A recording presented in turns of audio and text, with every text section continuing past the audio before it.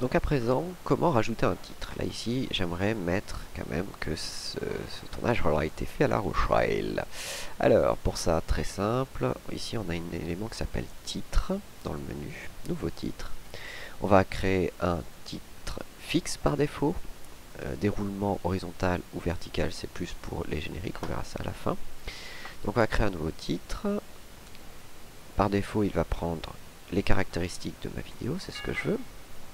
Il va m'ouvrir donc cette nouvelle fenêtre avec tout un tas d'outils. On va pouvoir dessiner des choses dans cette fenêtre de titre, on va pouvoir faire des objets ronds, etc. On va pas trop s'embêter, nous. On va juste vers une zone de texte avec un titre bien formaté. Donc pour ça, on va avoir ici un outil texte qui va être il y a le texte donc vertical ou horizontal. On va prendre le texte horizontal. On va taper notre titre. Voilà.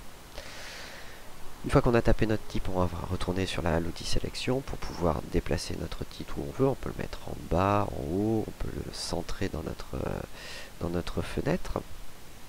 On a la possibilité directement de centrer ici par les boutons. Si on avait plusieurs éléments, on aurait la possibilité d'aligner, de distribuer les différents éléments dans notre fenêtre. Et on a, exactement comme sur Word, une petite palette de styles qui va nous permettre de sélectionner un style directement pour notre titre.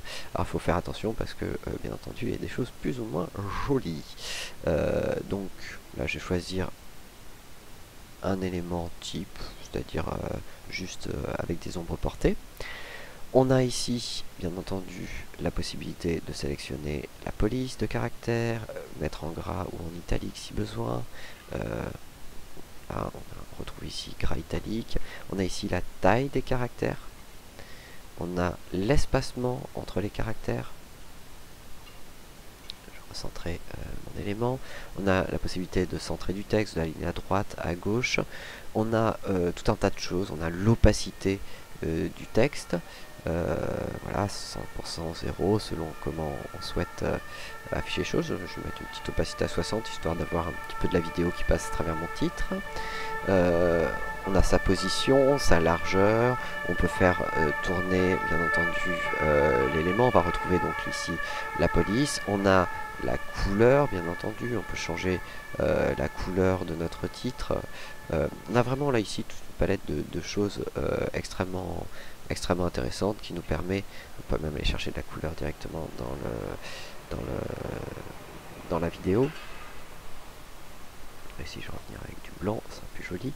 On a la possibilité de créer un reflet, on ne voit pas très bien.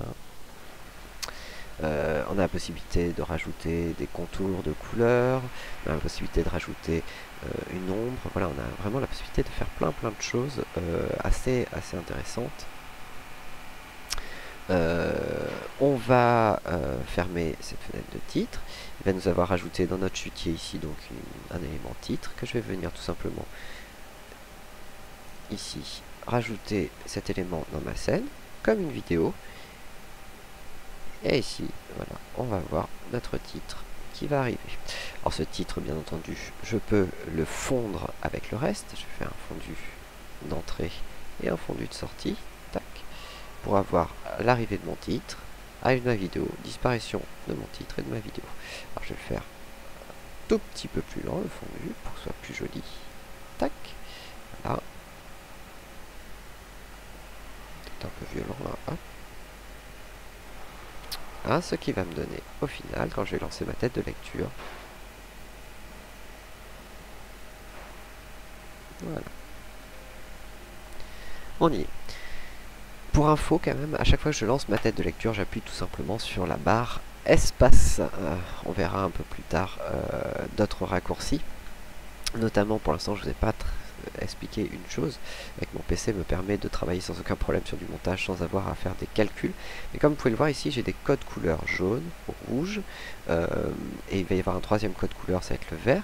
C'est en fait le fait que la vidéo ici demande un calcul processeur pour pouvoir calculer tout simplement les fondus, calculer les éléments. Quand c'est jaune, il n'y a aucun calcul à faire. Quand c'est rouge, c'est qu'il y a un calcul au niveau de l'image à faire. Et donc ça peut parfois ralentir votre vidéo et la vidéo va saccader. On verra comment faire un pré-rendu de la vidéo afin de calculer justement ces zones un tout petit peu plus tard.